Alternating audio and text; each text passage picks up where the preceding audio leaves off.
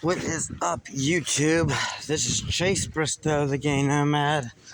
I am here in Burbank, California, and I don't think, well, there's not really many people who have seen Hocus Pocus 2. So I'm gonna do a review, and because I watched it about thrice, trying to get my honest opinion on it to change a little bit.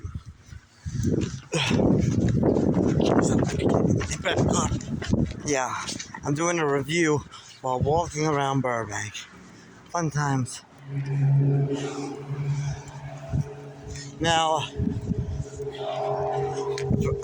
this is something that I don't normally do, reviews on films, because I'm not all about that. But, I come from a time where the original movie was amazing. You got Zachary Binks, Billy Butcherson, of course you got the Sanderson sisters, you got the Virgin Max, who was a huge heartthrob. I mean, hell, I had a crush on him when I first watched the movie. I was about maybe 4 years old. He was one of my first telltale signs that something ain't right here. I ain't supposed to be thinking this guy's good looking. I ain't supposed to be undressing this guy with my eyes. I'm only 4 years old. Anyway, I digress. So, got Danny, got Allison, and, it was good. It was a good movie because it was a different time back then. It was the 90s. Back then, a lot of the stuff that you watch would be banned. It would be, you can't get away with half the shit that they do. Like in the movie, I guess, when they locked the two guys up in cages and kept them on the ceiling. Ice and Ernie, when they locked them up, yeah, can't do that shit no more on TV, especially kids shows that would scare them. And it was so basically, Hocus Pocus has lost its magic, no pun intended. Because it just seemed like it was too woke friendly. It was made in a time where a lot of shit is unacceptable. And I'm surprised at some of the things that went on, not because it was because I was surprised. I'm surprised they let it go on because of the woke generation. People get offended by things real easily. And I was surprised when Winifred Sanderson slapped Sarah in the Walgreens. Basically, it was just, they didn't even mention Max or Danny. They mentioned Zachary. They didn't mention Allison. Would have been nice if there was like a family tie going on there, but no family tie. It was like, not really anything like the original. I mean, they got upgrades. Sarah got an upgrade from her mop to a Swiffer. Mary got 2 Roombas instead of a vacuum. But then they had to kind of ruin that by having Mary have them as pets. And, even though she's a witch, how the hell are you going to have a pet Roomba? They have a mind of their own, but they're not going to walk around like pets. And you can't call them. But maybe Mary put a spell on them, I don't know. And turn them into her pets. That's the only thing I can think of. But Roombas I don't think Roombas light up like that. So, there's that. And then, at the end, spoiler alert, they just vanish. They don't even turn to dust, they vanish. And in the original, it said that they turned to dust. Now, in this movie, it says that they vanished. They disappeared. And they did in this movie, and I think the ending could have been better. Anything but Mary and Sarah just vanishing and Winifred getting freaked out, and then she vanishes too. And then Billy Butcherson vanishes. What the hell? I mean, why are they just vanishing? If anything, if I was to rewrite the ending, Winifred Sanderson would have had like some sort of epiphany or something, and I don't know, found an alternate method to get beautiful, and became good, and Sarah and Mary would come back. But no, they had to have Winifred freak out because Sarah and Mary left her, disappeared. Then the kids did, those kids in there doing witchcraft, and they did some shit, and then they disappeared, and they became the new Sanderson sisters. Like, what the fuck? Because they walked down the street like the Sanderson sisters did. I mean, that's so fucking retarded. I mean, it's just, why are they gonna pass? They didn't even pass down the torch. It just went. And Winifred became nice to them at the end, but she disappeared. If she's gonna be nice, why don't they rewrite it to make her stay and become like a huge celebrity and an icon? I don't know. It was just too hard to wrap my head around. I mean, it lost its 90s nonetheless. It didn't seem like it was, anything related to the 90s. It just came back, and it was a different era. And they acted like exaggerated versions of themselves. It was almost like they were doing cosplay more so than being the Sanderson sisters. So, yeah. I'd give it, if I was to rate movies, and like a gay nomad form, so the best rating would be a private jet. The second best would be first class airplane. Then it would be airplane. Then it would be Greyhound. Then it would be public transport. Then it would be bike. Then it would be walk. Those are going to be my movie ratings if I ever do this. So keep that in mind. And I would give it, I don't know.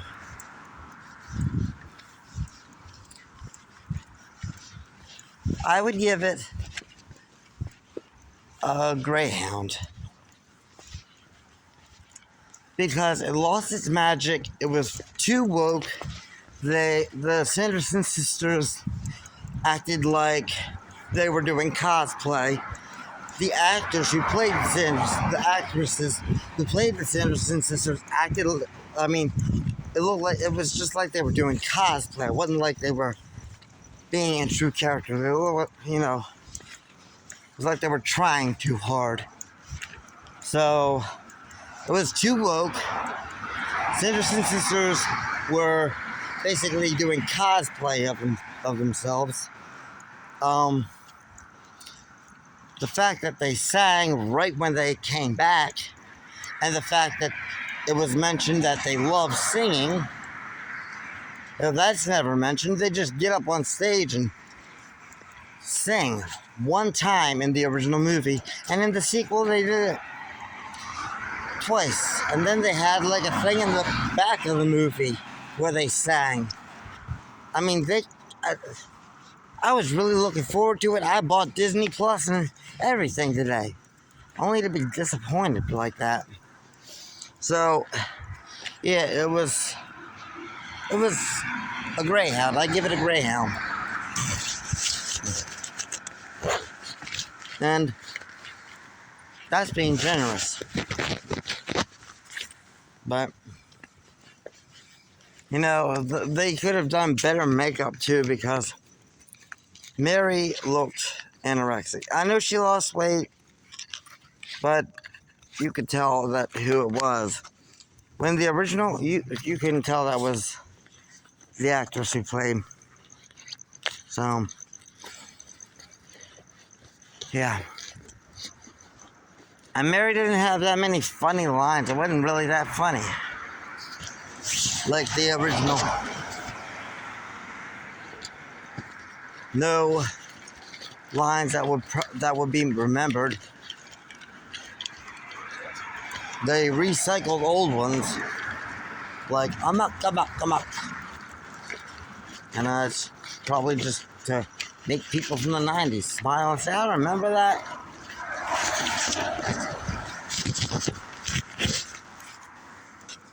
But, yes, it was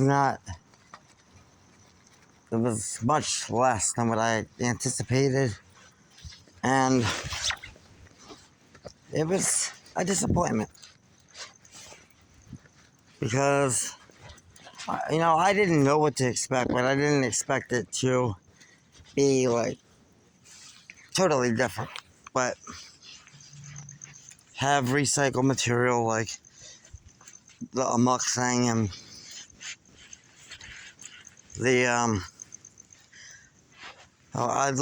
it would have been nice if, like, they had, Max and Allison get married and have a kid, and then the kid has to face off with the Sanderson sisters. But it was three people who practiced witchcraft, and they were kids, and they outdid the Sanderson sisters. They beat the Sanderson sisters, even though they're teenagers. And that is totally unrealistic. But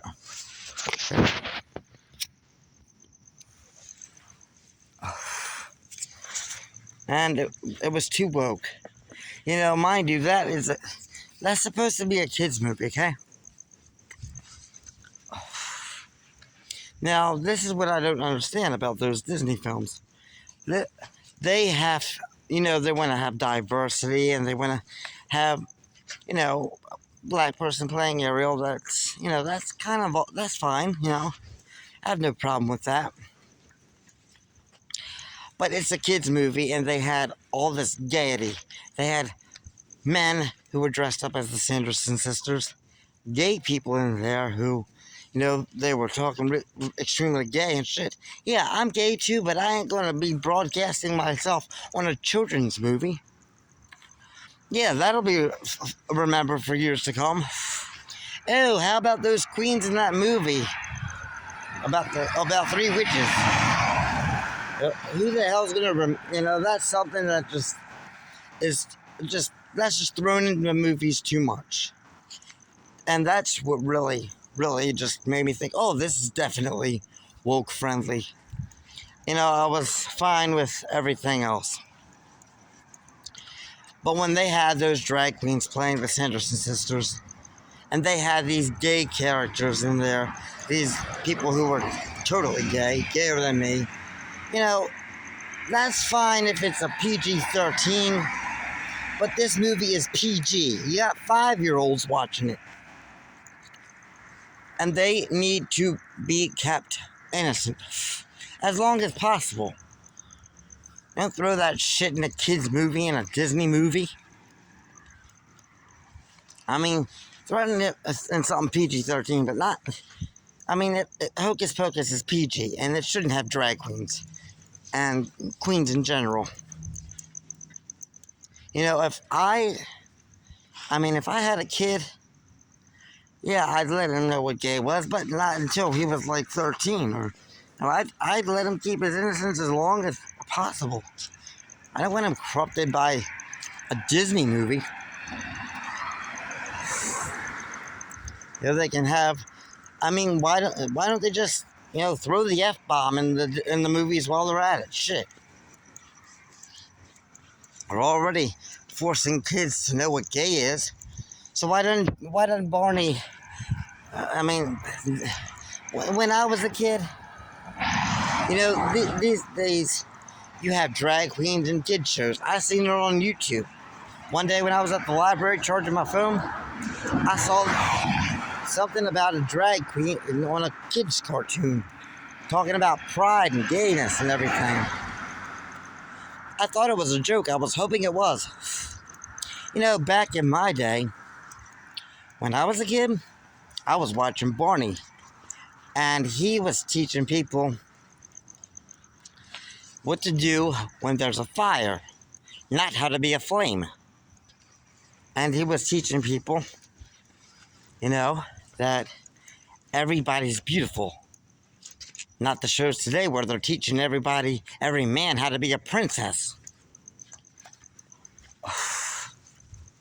And and back in my day, we got educated on, the Queen of England. Now we're getting educated on the Queen of Plastic and Hairspray. It's just ridiculous how they influence these kids. I have a big problem with that.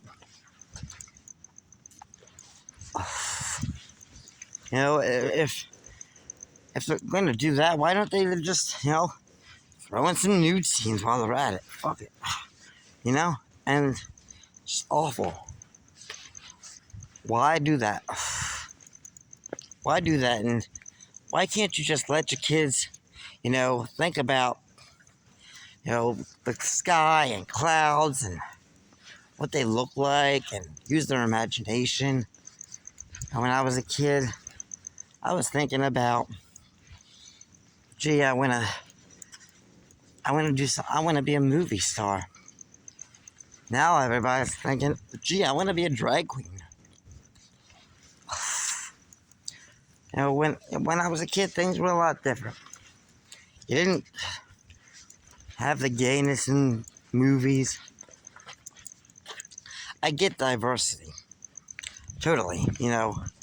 Everybody deserves a chance.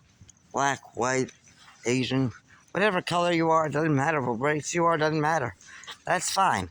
But when you influence everybody with the gay life, it's like church. The gay, you can take the gay as far as the bedroom.